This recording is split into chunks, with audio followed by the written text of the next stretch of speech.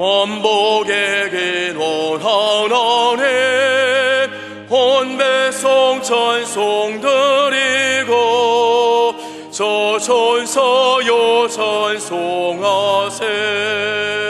찬송 성부 성자 성령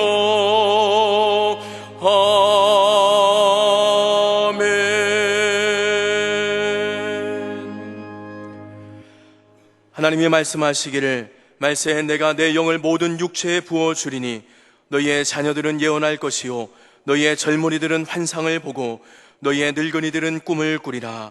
그때 내가 내 영을 내 남종과 여종들에게 부어주리니 그들이 예언할 것이요.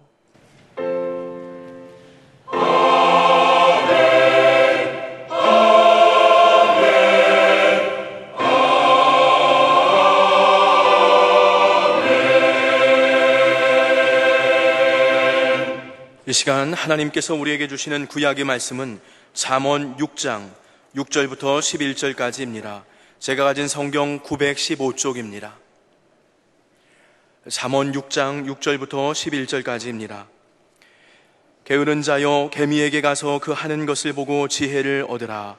개미는 두령도 없고 감독자도 없고 통치자도 없으되 먹을 것을 여름 동안에 예비하며 추수 때에 양식을 모으느니라.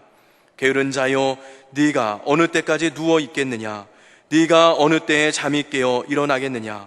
좀 더 자자, 좀 더 졸자, 손을 모으고 좀 더 누워 있자 하면 네 빈궁이 강도같이 오며 네 빈 곤핍이 군사같이 이르리라. 아멘.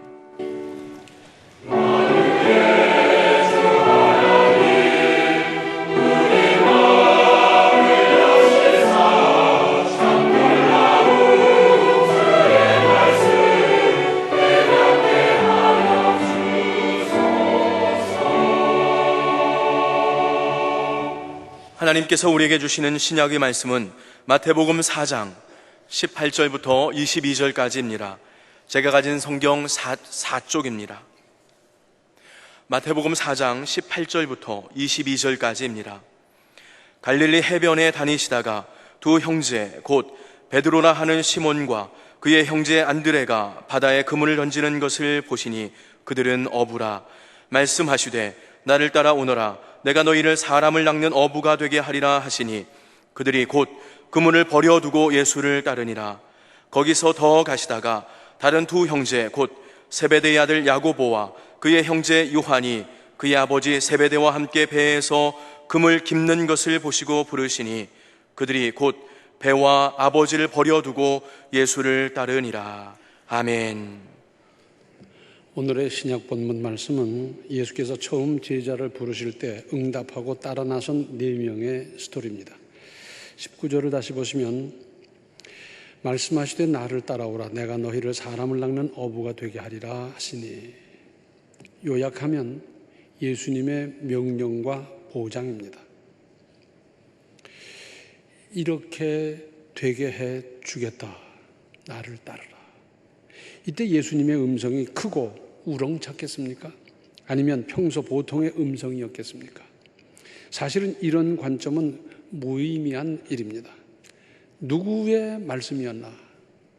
내용이 어떤가? 그것이 중요하지 표정이나 음성의 고조장단 강약은 주목할 일이 아닙니다. 예수께서 말씀하시자 20절에 그들이 곧 그물을 버려두고 예수를 따르니라. 여기에는 예수님의 말씀은 조용했지만 권위가 있었고 사람의 마음을 움직이는 대단한 감동도 따랐을 겁니다. 그런데 이러한 것 못지않게 중요한 것은 단호한 결단으로 응답하여 예수님을 따라 나섰다는 사실입니다. 예수님이 말씀하시고 대답을 할 곧 짧은 순간 얼마나 많은 생각이 머릿속에서 맴돌았겠습니까? 또한 사람을 낚는 어부가 되게 해 주시겠다는 말씀의 의미를 정확히 알았겠습니까? 잘 몰랐을 거예요. 잘 몰라도 따르면 은혜가 됩니다. 전부 다 알고 따르려고 하지 마세요. 이게 다른 것이 아니고 예수님의 말씀이면 믿고 따르면 되는데 이걸 딱 따지느라고 얼마나 시간을 보냈는지 모릅니다. 성경에 나오는 다른 두 사람을 살펴볼 필요가 있습니다. 한 사람은 부모님 장례식을 마치고 그때부터 따르겠다라고 했습니다. 그때 예수님은 그려 빨리 가서 장사 치르고 오는겨, 나는 여기서 기다릴게, 그렇게 하셨습니까? 아닙니다. 유대인들은 사람이 죽으면 그날로 장사 치르기 때문에 우리같이 3일, 5일 뭐 이럴 것도 없어요. 그런데 마태복음 8장 22절을 보면 예수께서 이르시되 죽은 자들이 그들의 죽은 자들을 장사하게 하고 너는 나를 따르라 하시니라. 무슨 말씀입니까? 최고의 핑계거리죠. 부모님 장례보다 더 긴급한 대단한 일이 어디 있어요? 그 핑계거리로 결단하지 못하는 사람은 주님을 따라 나설 수 없다는 겁니다. 그 다음에도 계속 핑계거리를 주워 섬길 테니까. 또 한 사람, 부자는 자기 재산에 대한 애착 때문에 근심하며 주님을 떠나갔다 그랬습니다. 이들이 결단하고 예수님을 따라 나섰더라면 아마도 예수님의 제자는 12명이 아니라 13명 혹은 14명이 될 수 있었을지도 모릅니다. 인류 역사와 하나님의 구원 사역의 영원한 금자탑으로 남을 기회, 이걸 놓쳐버렸어요. 21절과 22절에 거기서 더 가시다가 다른 두 형제 곧 세베대의 아들 야고보와 그의 형제 요한이 그의 아버지 세베대와 함께 배에서 그물 깁는 것을 보시고 부르시니 그들이 곧 배와 아버지를 버려두고 예수를 따르니라. 마찬가지로 대단한 결단의 모습입니다. 여기서 우리가 주목할 대목은 예수께서 직접 말씀하시든지 이렇게 성령으로 감동하셨어도 안 따르는 사람이 적지 않다 하는 사실입니다. 그 원인은 버릴 걸 못 버리기 때문입니다. 그런데 이 사람들은 다른 사람은 버릴 수 없는 것을 버렸습니다. 계산하다가 인류 역사 이래로 한 번 있을까 말까 한 기회를 놓쳐버리는 겁니다. 그런데 그것이 네 사람 말고 예수님의 제안을 받았을 때 혹 거절하거나 회피했던 사람이 있었을 텐데 그들만의 일입니까? 이제 6.25가 다가옵니다마는 6.25 때 이런 일이 많았다 그럽니다. 이제 포성은 들려오고 언제 어떻게 될지 모르니까 야 피란을 가자. 그럴 때 연세 높은 부모님들이 그랬다는 겁니다. 얘들아 우리 늙은이야 어떻겠니? 그리고 조상의 묘가 여기 있고 물려받은 땅이 여기 있는데 어디를 간단 말이냐?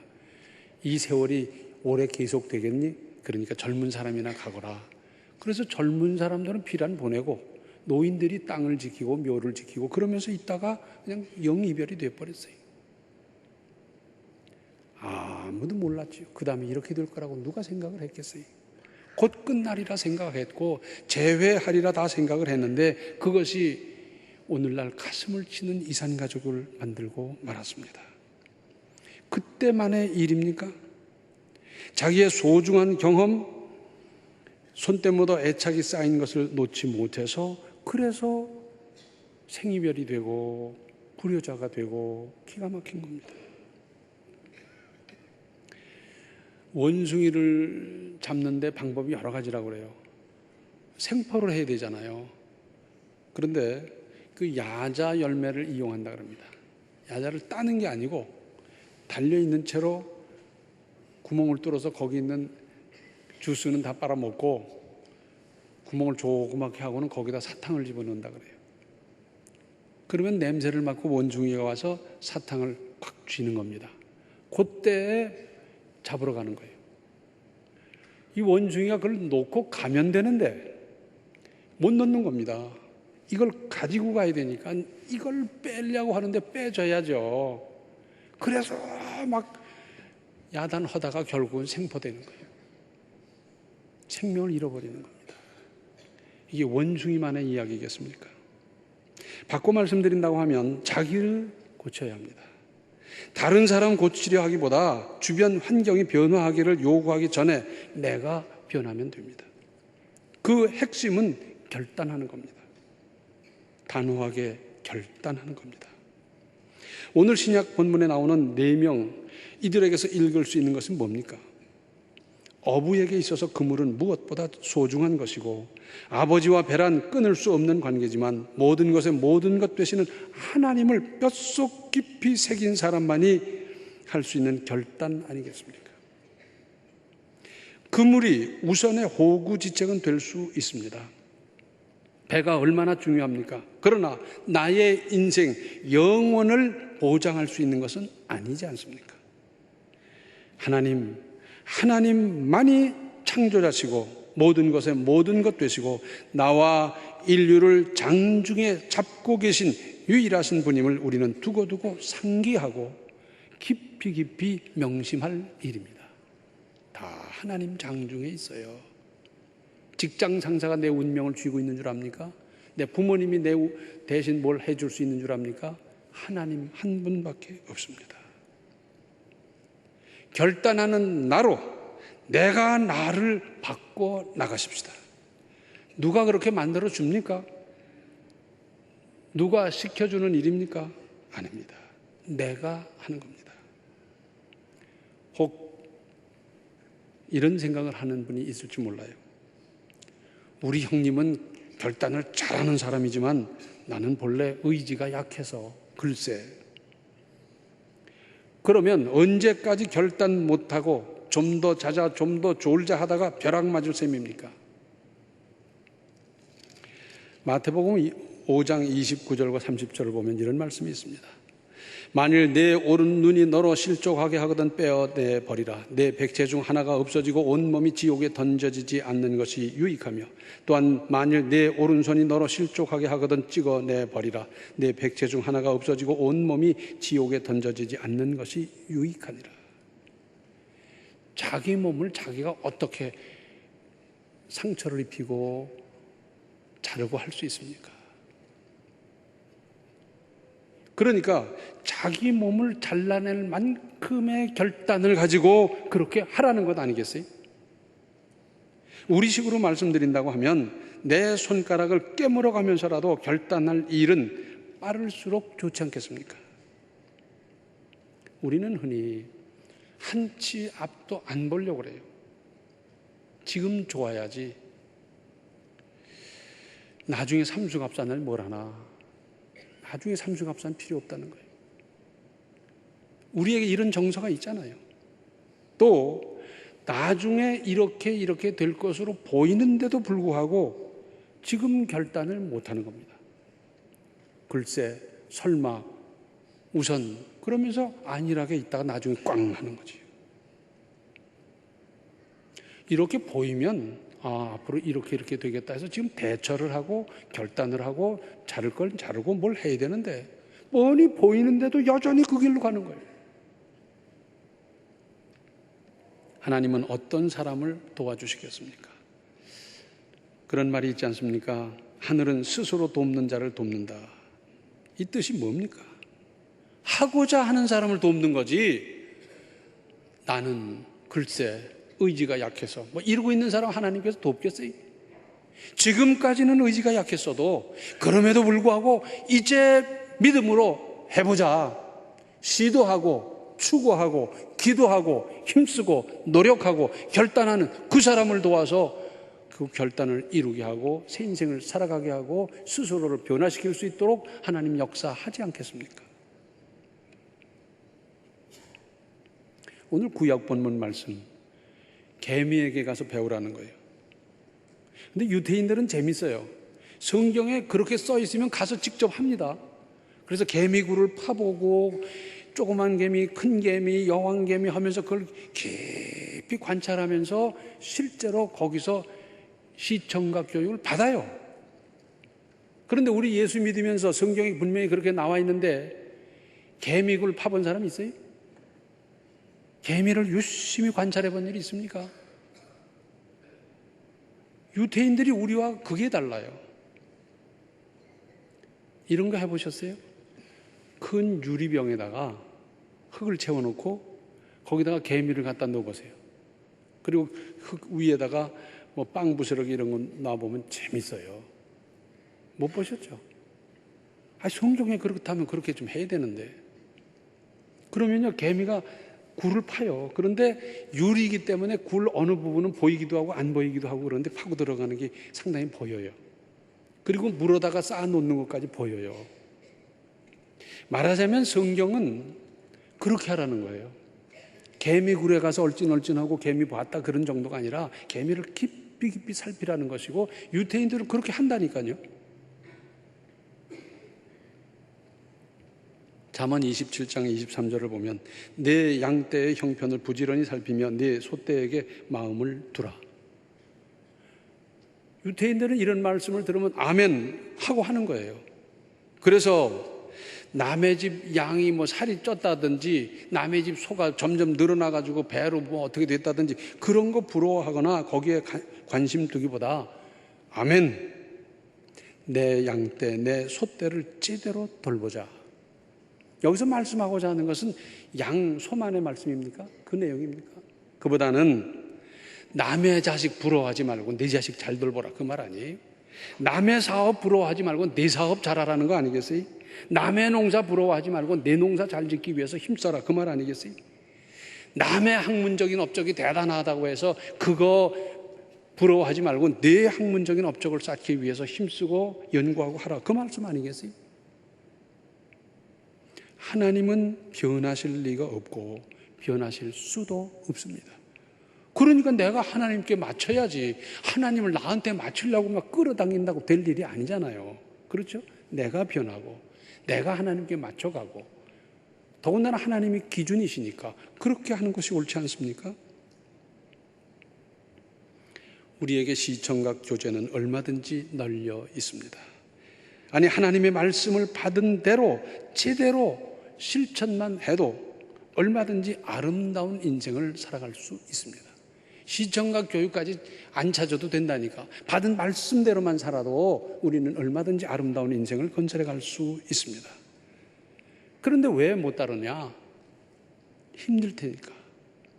어려울 것 같고 부담이 될 것 같고 좀 더 나은 조건, 편한 자리 찾고 이러다 못 따르는 겁니다. 이 세상은 어차피 먹고 놀 수 있는 곳이 아닙니다. 그래야 안 그래요? 먹고 놀면서 살 수 있는 세상이 아니에요. 일하고 힘쓰고 노력하고 그래야 되는 세상 아닙니까? 무슨 일을 하든지. 제가 군대 생활할 때 그랬어요. 군인 중에 제일 편한 사람이 누굴까? 정답이 뭔지 아세요? 그때 당시. 요즘 어떤지 모르겠습니다만 동작동 국립묘지에서 비둘기 밥 주는 사람이 제일 편할 거다. 그런데 비둘기 밥 주는 사람 없어요. 그 누가 밥 주냐? 의장병들이 밥 줘요. 그래서 의장대 그 훈련 얼마나 피나게 받습니까? 그분들이 밤에 낮에 경계 근무 다 하고 그러면서 또다시 비둘기도 돌보는 거지, 비둘기 밥만 주고 3년 만에 제대하는 사람 없다니까요. 세상은 먹고 놀 수 있는 곳이 아닙니다. 힘들어도 어려워도 무슨 조건이 다소 불편해도 그럼에도 불구하고 힘들여 사는 것이 인생입니다. 편한 길이 어디 있습니까? 그런 옛날 얘기 있죠. 임금의 아들 왕자 교육을 시키는데 이 수학이 얼마나 골치 아픈지. 그래서 왕도는 없습니까? 그랬대요. 질러가는 길은 없느냐? 내가 그래도 왕자인데 쉽게 할 수 있는 길이 있을 거 아니냐? 그랬더니 왕도는 없습니다. 그랬다는 거 아니에요? 수학은 수준에 따라서 풀어가고 그 머리 쓰고 해가면서 이렇게 하는 건데, 아니 다른 데는 왕도가 있습니까? 사업하는데 왕도가 있습니까? 학문을 하는데 왕도가 있습니까? 거쳐야 할 과정이 있고 기초를 쌓아야 되는 거고 그 다음 관문이 이거고 다 그렇게 가는 거지. 나는 좀 편하게 먹고 놀면서 인생을 살아봐야 되겠다. 인생 자체가 그렇게 안 돼 있다니까요. 특히 믿음의 길 좁은 길입니다. 이왕 나선 믿음의 길, 이 길로 가십시다. 이것이 살 길이고 가장 가치 있는 영원한 길이기 때문에 그렇습니다. 어차피 힘들어요. 이것도 힘들고 저것도 힘들어요. 그런데 조금 더 힘들더라도 그래도 이 길을 가야 하지 않겠습니까? 가치 있는 일을 해야 되지 않겠어요? 저는 성지순례 하면서 에베소를 가봤습니다. 가신 분 계시죠?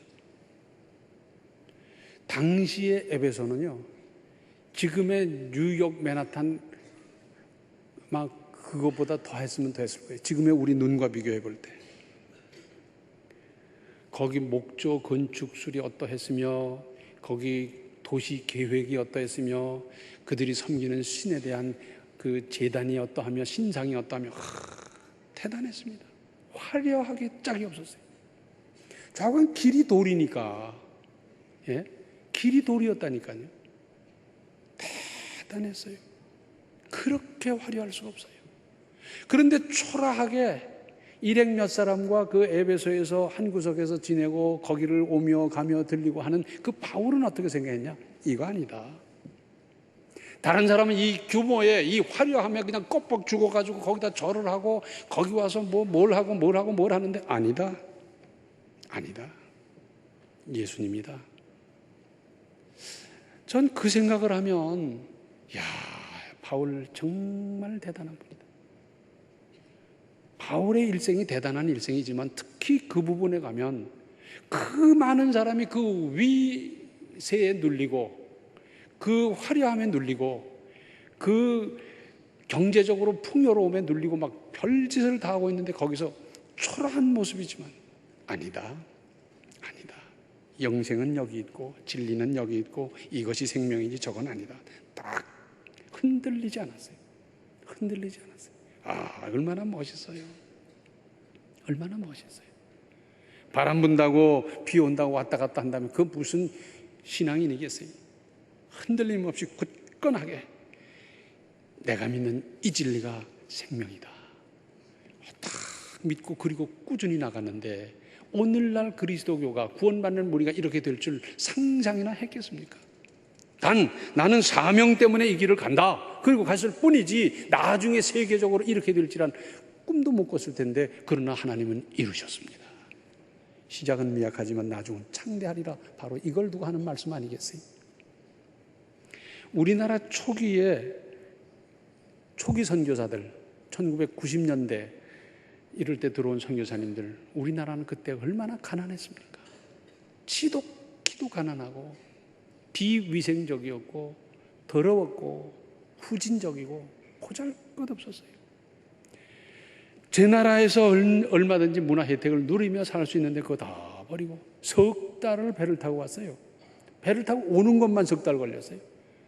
거기서 멀미를 얼마나 했겠습니까? 거기 배 타고 오는 것 자체로서 얼마나 고생을 했겠습니까만은 그건 여차 문제고 도착하자 보니까 그렇게 열악한 조건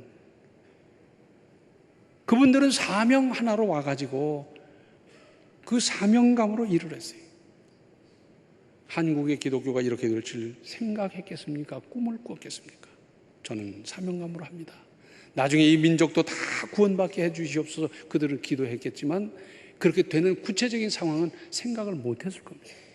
그런데 이루셨잖아요. 인생 어차피 힘들어요. 놀고 먹는 인생 없다니까요. 어차피 힘든 인생 조금 더 힘들어서 그래서 사명의 길, 가치 있는 그 길 좁은 문으로 가야 하지 않겠습니까? 또 하나 주목할 대목이 있습니다. 누가복음 6장 12절과 13절에 이때 예수께서 기도하시러 산으로 가사 밤이 새도록 하나님께 기도하시고 밝음에 그 제자들을 부르사 그 중에서 12를 택하여 사도라 칭하셨으니 예수님은 그냥 말씀하셔도 하나님의 말씀으로 하신 것이지만 제자들을 부르실 때는 특별히 철야 기도하시고 부르시고 택하셨습니다. 하나님의 말씀, 예수님의 말씀 고지 곧대로 받아들이고 바로 실천하십시오. 히브리서 1장 1절을 보면 옛적의 선지자들을 통하여 여러 부분과 여러 모양으로 우리 조상들에게 말씀하신 하나님이 그러면서 그 후에 무슨 설명이냐면 이제는 육신을 입고 이 땅에 직접 오셔서 말씀하셨다. 그 얘기예요. 그런데 그 전에는 어땠느냐? 선지자들을 통하여 여러 부분과 여러 모양으로 우리 조상들에게 말씀하셨더라는 겁니다. 여러 부분과 여러 모양으로. 이건 오늘도 마찬가지입니다. 찬송하면서 감동받고 은혜받고 기도하면서 성령의 감동이 따르고 많이 있잖아요. 말씀 받으면서 우리가 뜨겁게 은혜받고 다 있잖아요. 선생이란 말이 있잖아요. 그죠? 먼저 선자, 나을 생자. 학교 선생님만이 선생이 아니에요. 이 선생이라는 말의 정확한 뜻은 뭐냐면 먼저 경험했다 하는 뜻입니다. 그렇죠? 우리 교수님들 많이 계시고 선생님들 많이 계신데 그렇죠? 가르치니까 선생이라기보다는 인생을 먼저 경험했다 그런 의미 아니에요? 자, 예수님 또는 성령님 하나님께서 여러 부분과 여러 모양으로 우리에게 다가올 때 말씀할 때 감동하실 때 잘 받아들이고 잘 선택하고 잘 활용하십시오. 선생 먼저 경험한 분들의 말씀 소홀히 여길 일이 아닙니다. 이것이 지혜입니다. 벽창호 아세요? 누구의 말도 안 듣고 제 고집대로만 사는 사람. 경우에 따라서는 부인의 말도 좀 듣고 남편의 말도 좀 듣고 경우에 따라서는 자식의 말도 좀 받아들이고 해야 될 일이 얼마든지 많습니까? 별과 같이 영원히 빛나는 예수님의 제자, 사도 그들의 결단이 나중에 어떻게 됐습니까? 실수했거든요. 실수했어요. 어떻게 보면 그들의 실수를 바라볼 때는 야, 뭐 3년 반을 가르쳤는데 이놈들 이 모양인가 하고 그냥 딱 잘라버릴 수도 있을 것 같아요. 그런데 예수님은 찾아가셔서 다시 부릅니다. 그런데 찾아가셔서 다시 부르는 까닭이 뭐겠습니까?